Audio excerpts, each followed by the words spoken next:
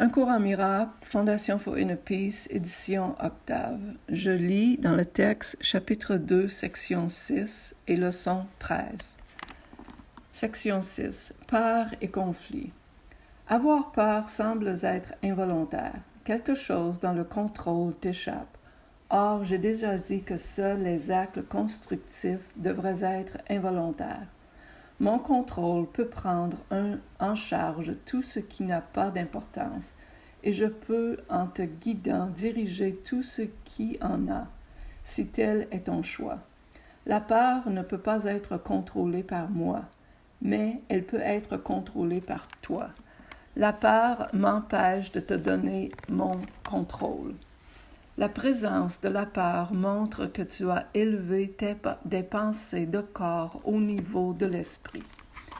C'est cela les soustrait à mon contrôle et t'en fait sentir personnellement responsable. Cela est une confusion évidente de niveau. Je n'encourage pas la confusion de niveau, mais tu dois choisir de la corriger. Tu n'excuserais pas une conduite insane de ta part en disant que tu n'y pouvais rien. Pourquoi excuserais-tu une façon de penser insane? Il y a là une confusion que tu feras bien de regarder clairement. Peut-être crois-tu être responsable de ce que tu fais, mais point de ce que tu penses. La vérité, c'est que tu es responsable de ce que tu penses, parce que c'est seulement à ce niveau que tu peux choisir. Ce que tu fais vient de ce que tu penses. Tu ne peux pas te séparer de la vérité en donnant l'autonomie au comportement. Cela est contrôlé par moi automatiquement dès l'instant que tu me laisses guider ce que tu penses. Chaque fois que tu as peur, c'est le signe certain que tu as permis à ton esprit de mal créer et que tu ne m'as pas permis de le guider. Il est futile de croire que de contrôler les conséquences de la pensée fausse puisse mener à la guérison. Quand tu as peur, tu as fait le mauvais choix. Voilà pourquoi tu t'en sens responsable. Ce n'est pas de conduite, mais d'esprit qu'il te faut changer. Et ça, c'est affaire de désir. Tu n'as pas besoin d'être guidé, sauf au niveau de l'esprit. La correction n'a sa place qu'au niveau où le changement est possible. Le changement ne signifie rien au niveau du symptôme, où il ne peut pas opérer. La correction de la peur est ta responsabilité. Quand tu demandes à être délivré de la peur, tu donnes à entendre que ce ne l'est pas. Plutôt, tu devrais demander de l'aide dans les conditions qui ont amené la peur. Ces conditions entraînent toujours un désir d'être séparé. À ce niveau, tu peux faire quelque chose. Tu es bien trop tolérant à l'égard des vagabondages de l'esprit et tu excuses passivement ces malcréations. Le résultat particulier n'a pas d'importance, mais l'erreur fondamentale en a. La correction est toujours la même. Avant de choisir de faire quoi que ce soit, demande-moi si ton choix est en accord avec le mien. Si tu es certain qu'il l'est, il n'y aura aucune peur. La peur est toujours un signe de tension, et elle surgit chaque fois que ce que tu veux est en conflit avec ce que tu fais. Cette situation se présente à deux façons. Premièrement, tu peux choisir de faire des choses qui sont en conflit, soit simultanément, soit successivement. Cela produit une conduite conflictuelle qui t'est intolérable parce que la partie de ton esprit qui veut faire autre chose est outragée. Deuxièmement, tu peux te conduire comme tu penses devoir le faire, mais sans le vouloir entièrement. Cela produit une conduite cohérente, mais entraîne une grande tension. Dans les deux cas, l'esprit et la conduite sont en désaccord, et il en résulte une situation dans laquelle tu fais ce que tu ne veux pas entièrement faire. Cela fait naître un sentiment de contrainte qui produit généralement la rage, et il est vraisemblable que la projection s'ensuive. Chaque fois qu'il y a peur, c'est que tu ne t'es pas décidé. Ton esprit est donc divisé et ta conduite inévitablement devient erratique. Se corriger au niveau de la conduite peut faire passer l'erreur du premier au second type, mais cela n'oblitérera pas la peur. Il est possible d'atteindre un état dans lequel tu amènes ton esprit sous ma direction sans effort conscient, mais cela suppose un désir que tu n'as pas encore développé. Le Saint-Esprit ne peut pas demander plus que ce que tu es désireux de faire. La force de faire vient de ta décision indivisée. Faire la volonté de Dieu n'implique aucun effort dès lors que tu reconnais que c'est aussi la tienne. La leçon est tout à fait simple ici, mais il est particulièrement facile de passer par-dessus. Je vais donc la répéter en te priant instamment d'écouter. Seul ton esprit peut produire la peur. Il le fait chaque fois qu'il est divisé sur ce qu'il veut, ce qui inévitablement devient source de tension parce qu'il y a des accords entre vouloir et faire. Cela ne peut être corrigé qu'en acceptant un but unifié.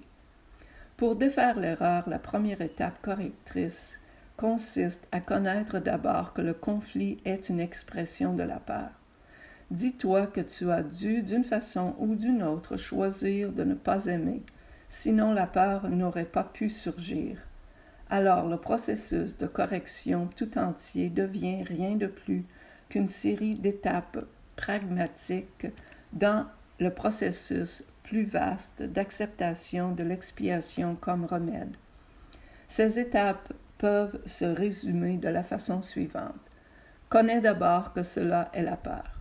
La peur surgit du manque d'amour. Le seul remède au manque d'amour est l'amour parfait. L'amour parfait est l'expiation.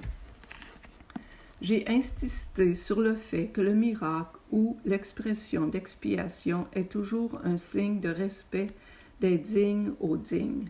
La reconnaissance de cette dignité est rétablie par l'expiation. Alors, il est évident que quand tu as peur, tu t'es placé dans une position où tu as besoin de l'expiation. Tu as fait quelque chose qui est sans amour, ayant choisi sans amour. Telle est précisément la situation pour laquelle l'expiation fut offerte. C'est le besoin du remède qui en inspira l'établissement. Aussi longtemps que tu ne reconnais que le besoin du remède, tu continues à avoir peur. Toutefois, dès l'instant que tu acceptes le remède, tu as aboli la peur. C'est ainsi que la véritable guérison se produit. Tout le monde ressent de la peur. Il suffirait pourtant d'un tout petit peu de justesse de pensée pour comprendre pourquoi la peur se produit. Rares sont ceux qui apprécient la puissance réelle de l'esprit, et nul n'en reste pleinement conscient tout le temps. Toutefois, si tu espères t'épargner la peur, il y a certaines choses dont tu dois te rendre compte, et pleinement compte. L'esprit est très puissant, et jamais il ne perd sa force créatrice. Il ne dort jamais. Il crée à chaque instant. Il est difficile de reconnaître que pensée et croyances combinées font lever une vague si puissante qu'elle peut littéralement transporter des montagnes. À première vue, il paraît arrogant de te croire doté d'un tel pouvoir, mais ce n'est pas la vraie raison pourquoi tu n'y crois pas. Tu préfères croire que tes pensées ne peuvent pas exercer une influence réelle parce qu'en fait, tu en as peur. Cela apaise peut-être le sentiment de culpabilité, mais au prix de percevoir l'esprit comme impuissant. Si tu crois que ce que tu penses est sans effet, peut-être cesses-tu d'en avoir peur, mais il est peu probable que tu le respectes. Il n'y a pas de vaine pensée. Toute pensée produit une forme à un certain niveau. Leçon 13. Un monde insignifiant engendre la peur. L'idée d'aujourd'hui n'est qu'une autre forme de la précédente, sauf qu'elle est plus concrète quant à l'émotion suscitée. En fait, un monde insignifiant est impossible. Rien sans signification n'existe. Toutefois, il n'en suit pas que tu ne penseras pas percevoir quelque chose qui n'a pas de signification. Au contraire, il est particulièrement probable que tu penseras le percevoir. Reconnaître l'insignifiance suscite une intense anxiété chez tous les séparés. Cela représente une situation dans laquelle Dieu et l'ego se défient. L'un l'autre décrit leur propre signification dans l'espace vide pour fournir l'insignifiance. L'ego s'y précipite frénétiquement pour établir là ses propres idées, de peur qu'autrement le vide ne soit utilisé pour démontrer sa propre impuissance et sa propre irréalité. Or, en cela seulement, il a raison.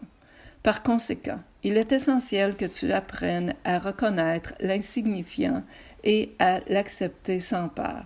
Si tu as peur, tu es certain que tu doteras le monde d'attributs qu'il ne possède pas et l'encombrera d'images qui n'existent pas.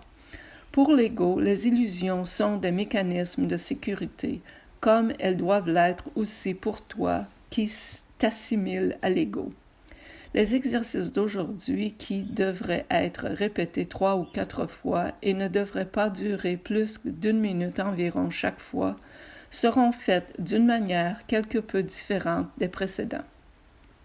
Les yeux fermés, répète-toi l'idée d'aujourd'hui, puis ouvre les yeux et regarde lentement autour de toi en disant « Je regarde un monde insignifiant ». Répète-toi cet énoncé tout en regardant autour de toi, puis ferme les yeux et conclue par « Un monde insignifiant engendre la peur parce que je pense être en compétition avec Dieu ». Tu trouveras peut-être difficile d'éviter la résistance sous une forme ou sous une autre. À cette conclusion, quelle que soit la forme que prend cette résistance, souviens-toi qu'en réalité, tu as peur d'une telle pensée à cause de la vengeance de l'ennemi. À ce stade, il ne faut pas s'attendre à ce que tu crois cet énoncé, et tu le rejetteras probablement comme une absurdité. Toutefois, note avec soin tout signe de peur manifeste ou caché qu'il peut susciter. Ceci est notre première tentative pour exposer une relation explicite de cause et effet d'un genre que tu as trop inexpérimenté pour reconnaître. Ne t'attarde pas sur cette conclusion. N'essaie même pas d'y penser, sauf pendant les périodes d'exercice. Cela suffira pour le moment. Merci.